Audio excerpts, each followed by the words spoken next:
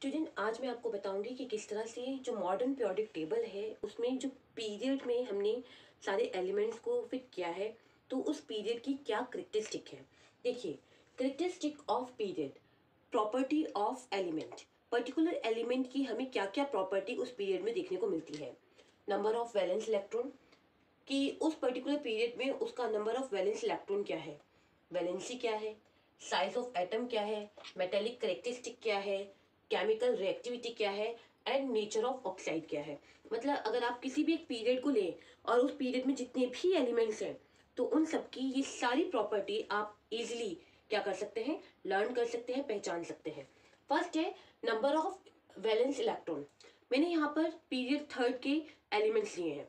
Period क्योंकि horizontal row है, that's why हमने हॉरिजॉन्टल रो में sodium, magnesium, aluminium, silicon, phosphorus, sulphur, chlorine and argon लिया है।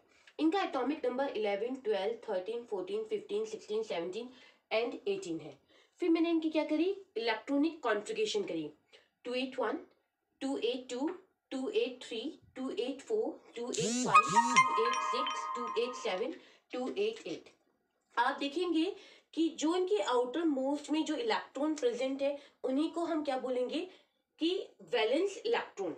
ये वो वैलेंस इलेक्ट्रॉन है जिनके बेसिस पर हमें उस पर्टिकुलर एलिमेंट की वैलेंसी पता चलती है। जैसे इसमें 1, इसमें 2, इसमें 3, इसमें 4, इसमें 5, इसमें 6, इसमें 7 और इसमें 8 है।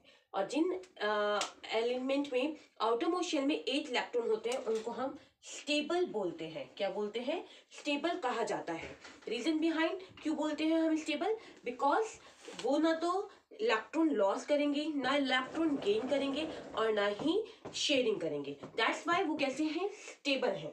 ठीक है, अब ये तो बात हुई कि इनके आउटर मोस्ट शेल में आप देखेंगे लेफ्ट टू राइट क्या हो रहा है, इंक्रीज हो रहा है आउटर मोस्ट शेल में इलेक्ट्रॉन का नंबर।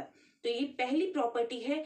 पर्टिकुलर पीरियड में रो में लेफ्ट टू राइट आप जब भी रीड करेंगे आप देखेंगे आउटर मोस्ट शेल में एक इलेक्ट्रॉन क्या हो रहा है, इंक्रीज होगा ऑलवेज, जैसे कि यहाँ हो रहा है। नेक्स्ट हमारी बात थी वैलेंसी। अब हम बात करेंगे वैलेंसी। थर्ड पीरियड का ही हमने क्या लेना है, वैलेंसी लेनी है, क्योंकि आउटर मोस्ट सेल में जितने इलेक्ट्रॉन होते हैं उस पर डिपेंड करता है कि वैलेंसी क्या होगी। मैंने आपको बताया था जिन एलिमेंट के आउटर मोस्ट शेल में 1 इलेक्ट्रॉन, 2 इलेक्ट्रॉन और 3 इलेक्ट्रॉन्स हैं। देखिए 1 इलेक्ट्रॉन, 2 इलेक्ट्रॉन एंड 3 इलेक्ट्रॉन, इसलिए 1, 2 एंड 3। ठीक है, एंड सिलिकॉन में 4, सिर्फ 2 ही ऐसे एलिमेंट है जिनकी 4 वैलेंसी शो होती है, सिलिकॉन एंड कार्बन। अदरवाइज किसी की भी 4 वैलेंसी शो नहीं होती। ठीक है, और मैंने बताया था जिन एलिमेंट में 5, 6 एंड 7 इलेक्ट्रॉन है तो वो इलेक्ट्रॉन्स लेंगे। दैट्स वाई 3, 2, 1 एंड 0, क्योंकि ना तो इलेक्ट्रॉन लेगा, ना देगा, ना शेयर करेगा। क्योंकि जिनके आउटर मोस्ट शेल में 1, 2 एंड 3 क्या थे, इलेक्ट्रॉन थे, तो उनकी वैलेंसी क्या होगी, +1, +2, +3। रीजन बिहाइंड वो ऑलवेज इलेक्ट्रॉन को देंगे। ठीक है, जिनकी वजह से उनके ऊपर क्या आ जाएगा, डोनर चार्ज आ जाएगा पॉजिटिव। ठीक है, जिनकी आउटर मोस्ट शेल में 5 इलेक्ट्रॉन, 6 इलेक्ट्रॉन, 7 इलेक्ट्रॉन होंगे वो ऑलवेज इलेक्ट्रॉन लेंगे। तो इन्हें 3 इलेक्ट्रॉन की जरूरत है तो -3, इन्हें 2 इलेक्ट्रॉन की जरूरत है -2, इसे 1 इलेक्ट्रॉन की जरूरत है -1। दैट्स वाई ये ऑलवेज इलेक्ट्रॉन को लेंगे। दैट्स वाई ये एक्सेप्टर है, इसलिए इनके ऊपर नेगेटिव चार्ज। तो इजीली हमें पता चल जाएगा कि पीरियड में लेफ्ट टू राइट जब हम मूव करते हैं तो वैलेंसी क्या हो रही है, देने की वैलेंसी सबसे पहले बढ़ रही है, फिर न्यूट्रल, फिर घट रही है और फिर स्टेबल, इस तरह से बढ़ती है। ठीक है, मतलब लॉस, ग्रेन एंड शेयर, इस तरह से क्या होंगे, ये वैलेंसी को शो करते हैं।